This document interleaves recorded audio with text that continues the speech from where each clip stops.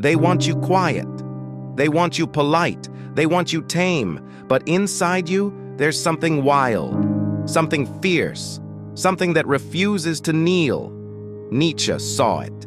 He called it the lion, the spirit that breaks free from the herd and says, I will not live your way. I will not follow your rules. I will not be another face in your crowd. This isn't about rebellion for show.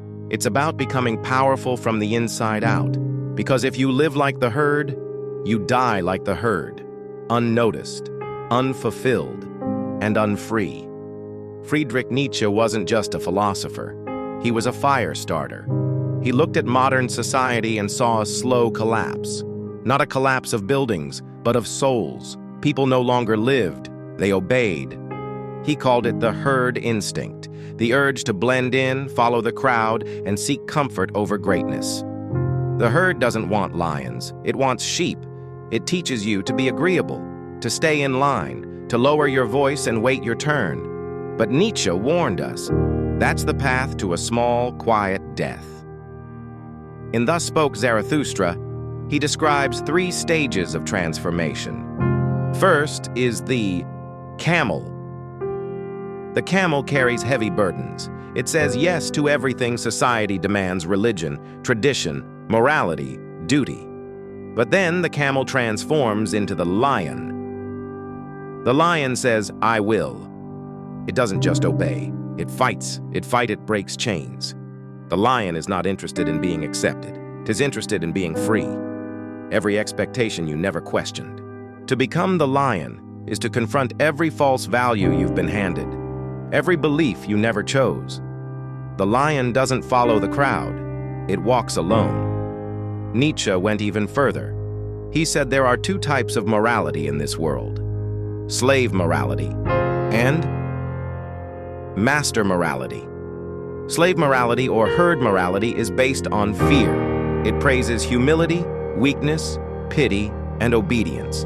It tells you, don't stand out, don't rise too high, don't make others uncomfortable. Why? Because the herd fears power. It fears excellence. It fears individuals who don't need approval. But your master morality is different. It comes from strength. It defines good as courage, ambition, independence, and truth. The master doesn't ask, what do they expect of me? He asks, what do I expect of myself? He doesn't follow the rules. He creates his own values, and he accepts the cost of being free. So how does the herd control you? Not through violence, but through guilt, through shame, through subtle pressure to be normal. They say, be realistic, be humble, be like everyone else. They give you a job title, a social identity, a script to read from. And if you step out of line, they just ignore you. Or worse, they laugh. That's how the herd wins, not by force, but by keeping you afraid of being alone. But the lion is willing to be alone. The lion's rebellion isn't loud, it's internal. It begins the moment you say, I no longer need your permission to exist. To live like a lion is to stop asking, to stop pleasing, to stop explaining. The lion doesn't crave attention. It commands presence. It doesn't need validation. It has direction. It doesn't seek comfort. It seeks truth. But this path isn't easy.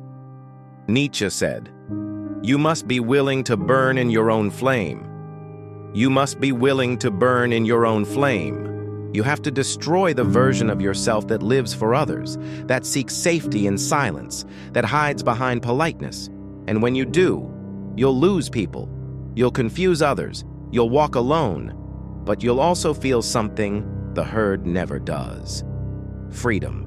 Not freedom from laws or systems, but freedom from fear, from guilt, from the need to belong. You'll live by your will, not by someone else's expectations. So here's the truth. You were not born to follow. You were not born to ask permission. You were not born to repeat what others told you. You were born to create, to lead, to rise. You were born to become the lion, not to dominate others, but to master yourself. So burn the false self, defy the herd, and write your own law. because the herd will always fear the lion, but the lion fears nothing.